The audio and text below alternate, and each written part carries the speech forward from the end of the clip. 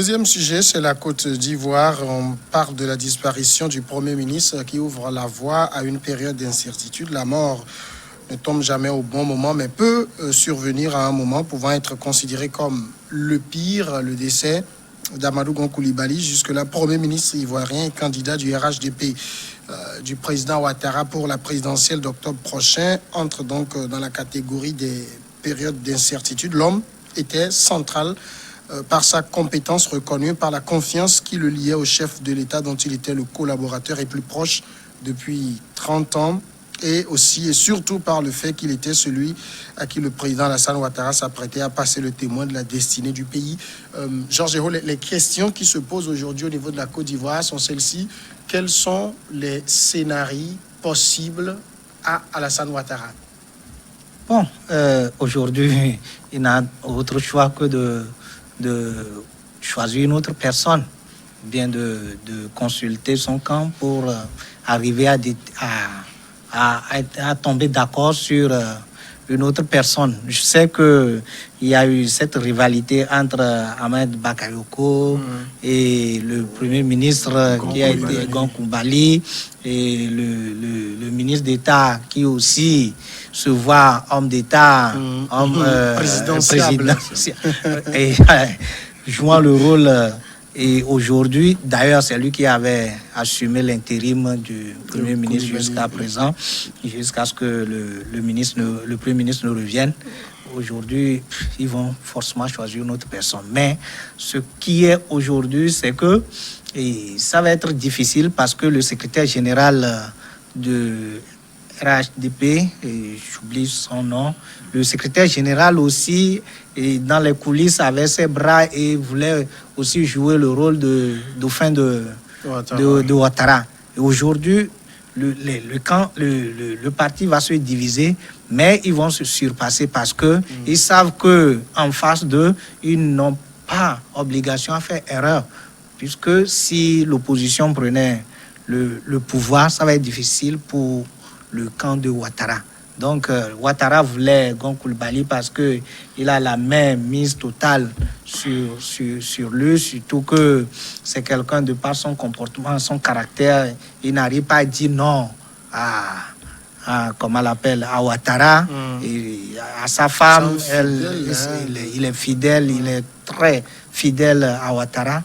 Donc, aujourd'hui, c'est Ouattara qui est un peu perturbé et par rapport à sa mère. Il reste, je crois, 2 ou bien 3 mois pour... Non, mais je pense jusqu'à la fin de ce mois, il faut que les candidats soient connus. Oui. Puisqu'on vote en octobre. Non, c'est prolongé jusqu'à... Je pense ce matin, on disait c'est jusqu'au mois fin septembre. Fin septembre. Et donc, il doit faire rapidement pour pouvoir choisir une personne qui, au moins, si ce n'est même pas l'unanimité, au moins que la majorité est d'accord pour suivre. Si Ouattara, en fait, avait écouté toutes les voix dissonantes, c'est vrai qu'à l'époque n'était pas très audible, cette situation ne serait pas arrivée parce que dès le départ, on lui avait dit c'est un mauvais casting. Le monsieur est malade. D'abord, difficilement il tient après une greffe de cœur en 2012, mais Ouattara a dit il n'y a pas de plan B. Vous savez, ce que disait Barack Obama se retrouve encore ici. L'Afrique n'a pas besoin des hommes forts, mais plutôt des institutions fortes. Alors aujourd'hui, ça se révèle parce que on a plus misé sur l'homme que sur l'organisation ou sur la formation politique. Et en réalité, Ouattara a tellement fait ses calculs qu'il avait besoin, après son départ, de pouvoir téléguider un tout petit peu le président qui allait lui succéder. Parce que vous savez, après les guerres que la Côte d'Ivoire a eu à connaître, on n'a pas envie qu'on vous rappelle tout de suite à la justice juste après votre départ. Et donc, l'homme qu'il fallait choisir ne devrait pas être un jeune qui tienne, qui est en bonne santé, très bonne santé. Il fallait avoir quelqu'un qui est un peu mourant ou qui peut être facile à manipuler. Et c'est ce choix qui a été fait. La question que je me pose aussi, c'est est-ce qu'en Afrique, c'est les partis politiques qui choisissent les candidats ou c'est finalement l'homme fort ou bien le président? Officiellement, on dit que c'est les partis, mais dans les coulisses... C'est le président finalement qui impose celui qui la double. Voilà, il fait ses calculs et il y va. Bon, je ne suis pas très sûr que M. Ouattara revienne sur sa parole, c'est difficile. Mais ce qu'il a trop traîné quand il disait au début, si les anciens se présentent, moi aussi je vais me présenter. S'ils ne se présentent pas, alors je me retire. Il a laissé un temps passer et après maintenant, ce choix du Premier ministre mourant, effectivement, bon, c'est quand même un rappel, nul n'est éternel. Tôt ou tard, on va mourir. Et en politique ou dans la chefferie, on dit le roi est mort et vive le roi. Donc il est très important que aujourd'hui, le camp de M. Ouattara retrouve cette pratique démocratique qui consiste à organiser, pourquoi pas, des primaires, pour que ce ne soit plus juste le choix de M. Ouattara, mais que celui qui va représenter ce camp politique soit quand même une émanation de la décision générale de tous les militants du HCD. Alors, aujourd'hui, il y a aussi d'autres voix qui disent que Ouattara peut revenir sur sa parole et dire finalement, je me lance. C'est un scénario possible? C'est très possible parce que vous savez, Alassane Ouattara, cette inconstance d'Alassane Ouattara, il a énormément prouvé. Vous allez voir au niveau du franc CFA. Il a prouvé également, prenez la politique, il a maintenu le suspens pendant longtemps, avant même de trouver son homme de main, etc., sur beaucoup d'autres aspects. Donc c'est un homme, cette inconstance-là lui est dévolue. Il ne la cache pas, donc de toutes les façons aujourd'hui. Peut-être qu'il a peur, hein? Non, lorsque vous prenez un peu les intentions qui ont guidé un peu au choix de Koulibaly, je pense que, et vous faites un petit parallèle avec le fait qu'il ait maintenu le suspens jusqu'à ce que le gars n'était pas physiquement bon, on le lui a dit. Et lorsque vous faites mal les choses de cette façon-là, parce que en fait c'est un homme qui a été imposé, en désaccord carrément avec les ténors réellement du RHDP. Et ça, jusqu'alors, il ne faisait pas l'unanimité. Ce choix ne faisait pas l'unanimité. Il y a eu cette démission d'un ministre par rapport à ce choix. Donc, je pense que Alassane Ouattara aujourd'hui, je pense qu'il ne faut pas aller à la va-vite. Il faut réellement d'abord poser le problème au sein du RHDP, faire un dialogue approfondi et de fond, en tenant compte de toutes les tendances un peu dissonantes, parce que de toutes les façons, depuis son élection, c'est divisé. Même s'il était élu, parce qu'il est obligé de faire avec ces cadres-là, et ces cadres-là n'étaient pas d'accord qu'il est d'abord soit le représentant imposé d'Alassane Ouattara à prendre donc les rênes du pouvoir. Je pense que déjà cela impacte, cela affecte directement la gouvernance que ces cadres-là feront. Ce sont eux-mêmes qui constituent donc les premiers accrochages de sa gouvernance. Et ça, c'est pas bien. Donc, je pense qu'aujourd'hui, c'est vrai que dans nos partis politiques, lorsque nous prenons les pays africains où nous avions eu la chance d'avoir ces alternances-là, vous constaterez directement que nous n'avons pas l'habitude des primaires, etc. Ouais. Donc, aujourd'hui... Ouattara avait voulu faire quand même des primaires quand il demandait à... Bédier et autres de rejoindre le RHDP. Tout à fait. Si c'était fait, oui, si c'était fait, ça voulait faire par les primaires, mais voilà. Ça n'a pas marché. Ça n'a pas marché. Donc, étant donné qu'il est donc au RHDP pro Ouattara, donc il avait donc ce pouvoir-là de pouvoir imposer Amadou Gon Coulibaly, qui malheureusement ne passait pas en tant que tel. Bon, on fait tout sans compter avec la dignité qui a décidé autrement. Donc, je pense que ça devait éveiller un peu Alassane Ouattara, mais ce qui est vraiment redoutable dans ça, là, c'est qu'il y a des calculs d'arrière-plan derrière. Ouais. Aujourd'hui, lorsque vous prenez tous ces cadres-là qui sont présidentiables, personne n'a véritablement pas l'assentiment de quelqu'un qui puisse réellement jouer intégralement cette politique-là, parce qu'il n'y a que Amadou Gon Coulibaly qui pouvait le faire.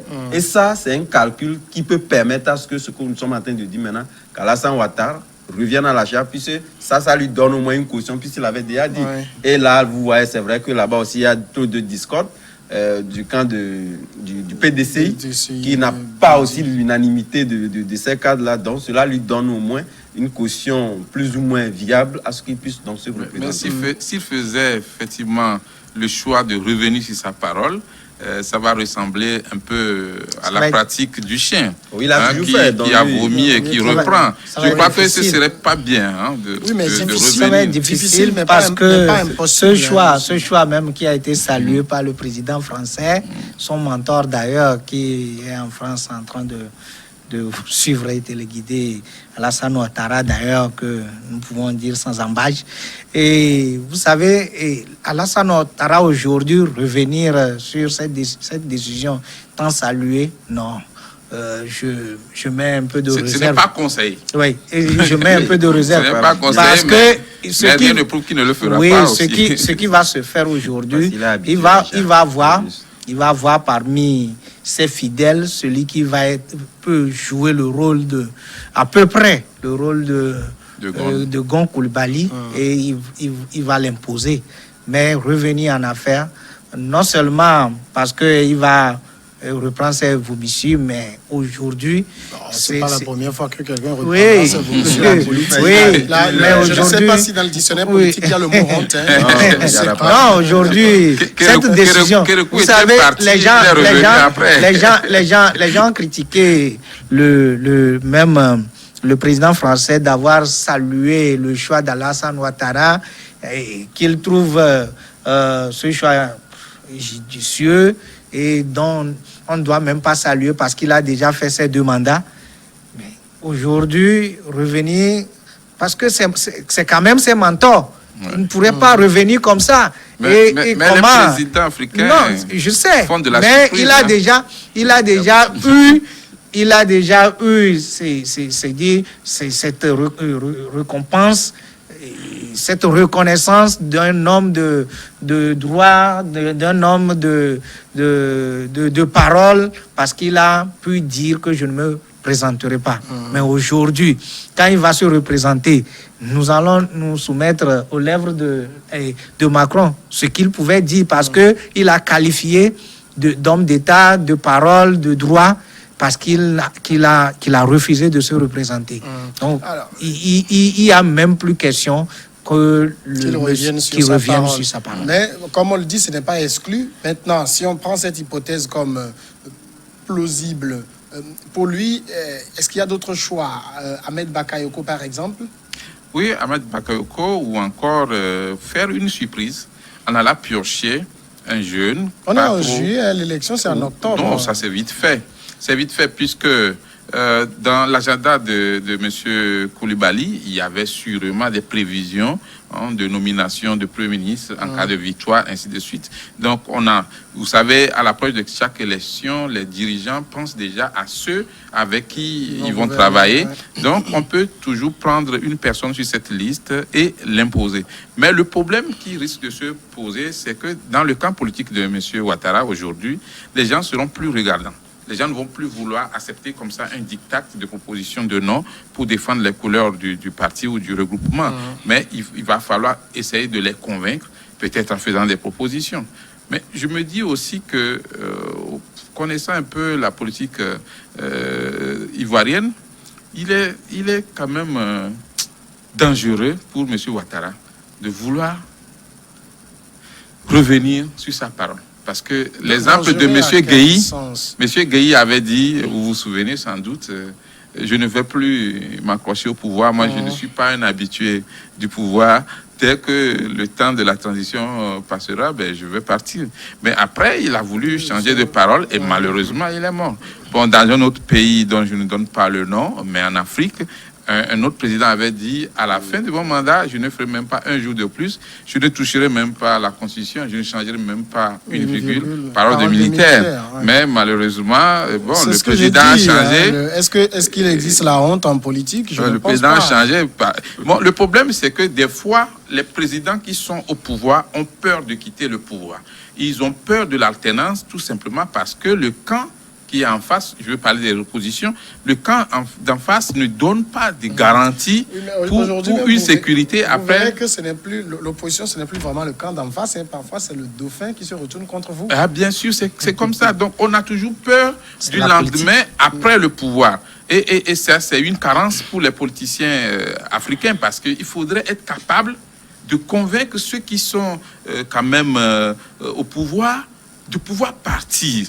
Aujourd'hui, certains sont obligés de se réfugier dans les Sénats ou d'imaginer des scénarios de Sénat au cas où je quittais le pouvoir. Mais il faudrait qu'il y ait quand même une largesse au niveau des oppositions en Afrique pour qu'on puisse donner une chance au changement. Mais tant qu'on ne veut... Ceux qui sont au pouvoir quand on est radical, on ne veut pas laisser mettre de l'eau dans le vin, on donne encore la possibilité à ceux qui sont dans le fauteuil présidentiel de vouloir mourir carrément dans le fauteuil. Alors, on est donc sur Ahmed Bakayoko. Est-ce que vous le trouvez présidentiable?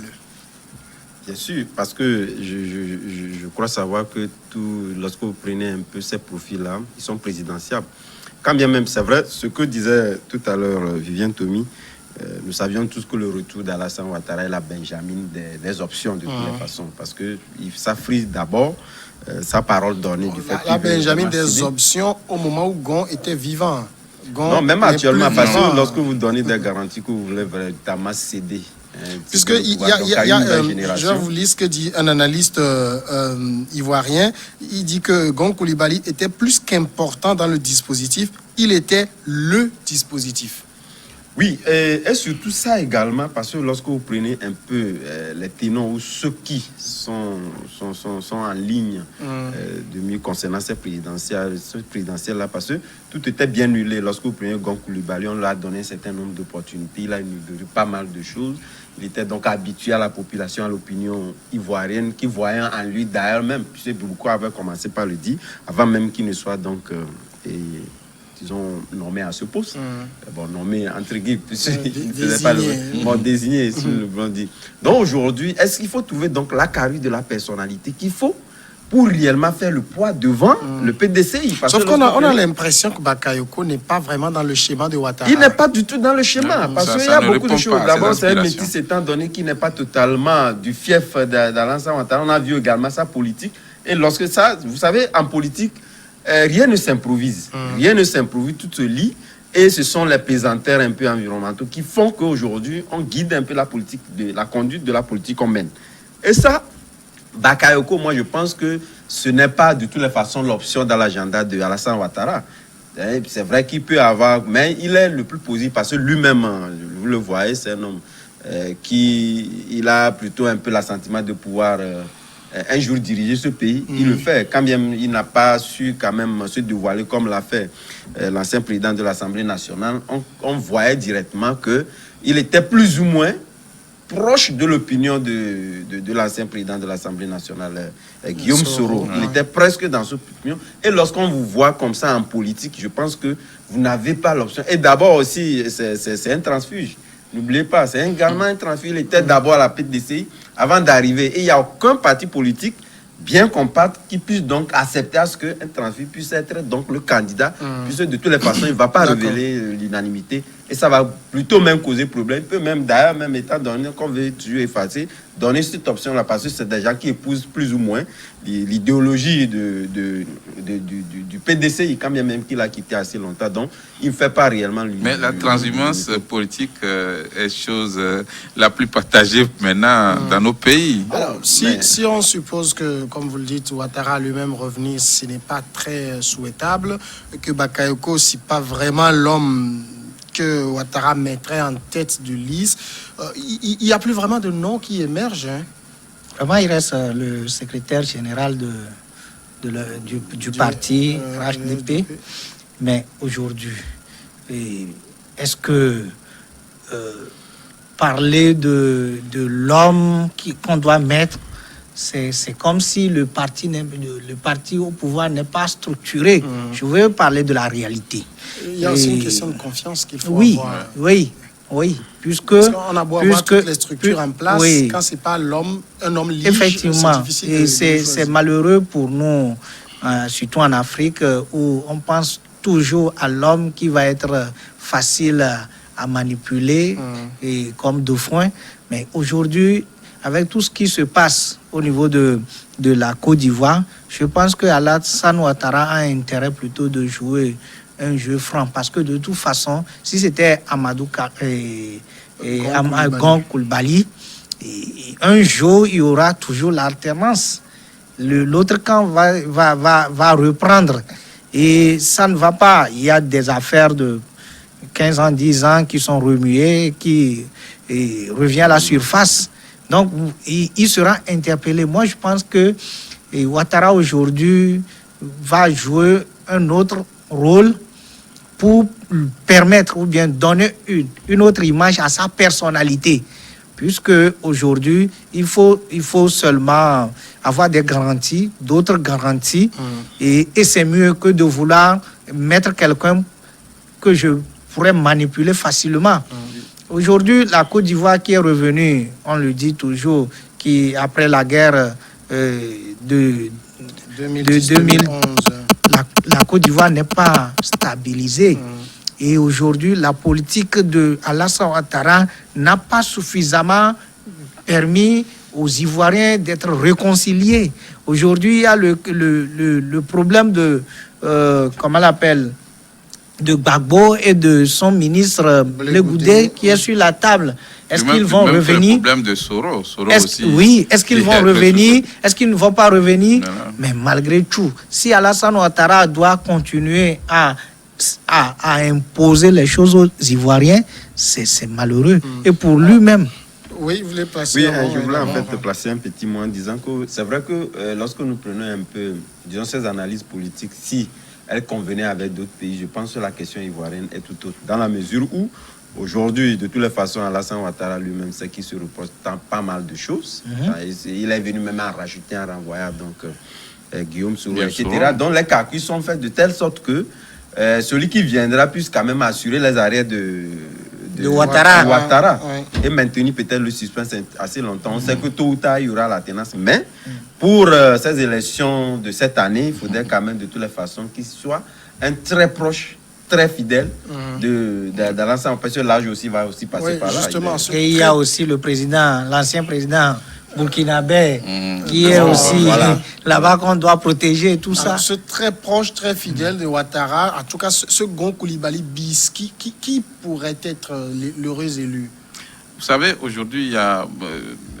je n'envie pas du tout Ouattara, Alassane, parce qu'il a vraiment des problèmes pour choisir un nouveau remplaçant à M. Coulibaly. Tout simplement parce que, d'abord, il n'avait pas envisagé un plan B. C'est ça. Il a dit clairement qu'il n'y a pas de plan B. Oui, c'est ça que les politiciens aussi doivent comprendre, que d'abord, nous ne sommes pas Dieu, donc à n'importe quel moment, la mort peut nous surprendre.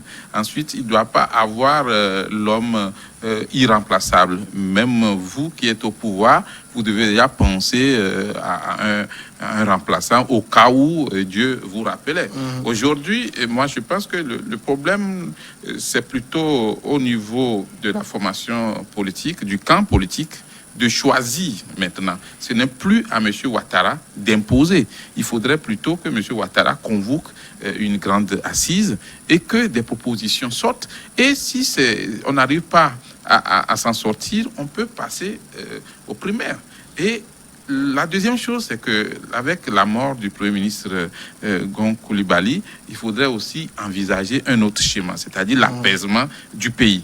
Il faut tel que l'avait souhaité Laurent Gbagbo. Tout à fait, parce que si M. Gbagbo a dit « je suis prêt à aller au dialogue avec M. Ouattara », mais il faut que M. Ouattara saisisse cette occasion pour faire effectivement une réconciliation véritable, ce qui va empêcher que lui aussi, plus tard, ne soit envoyé à la cour pénale quand il va quitter le pouvoir. Donc, aujourd'hui, le problème n'est pas tellement l'homme qui va remplacer M.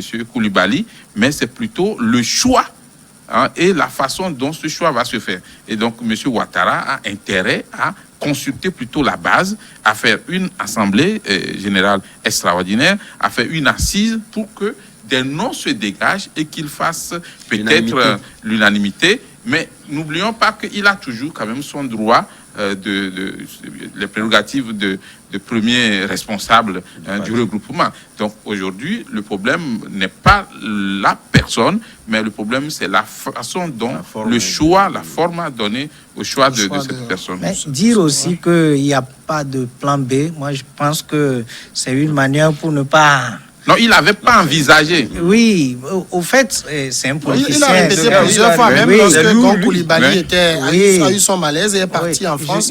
Quand le débat s'est invité, il a dit il n'y a pas de plan B. Oui, c'est pour ne pas donner l'impression que... Donc, parce que... Oui. Et dire... Mais là, parce que ça frise. Ça veut dire c'est lui qui a imposé Gon Coulibaly. C'est lui qui a imposé, c'est clair. Mais lorsque...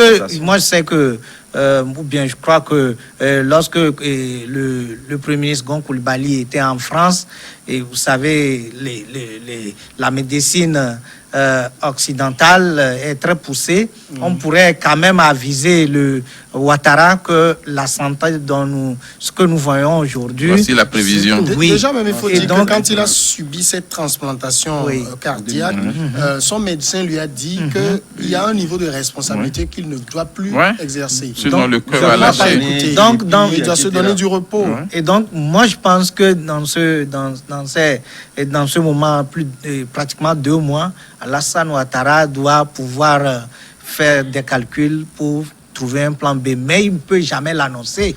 Il va avoir son plan B. Depuis que le monsieur était hospitalisé, peut-être. Oui, mais là où monsieur ça Ouattara... va être une surprise pour tout le monde.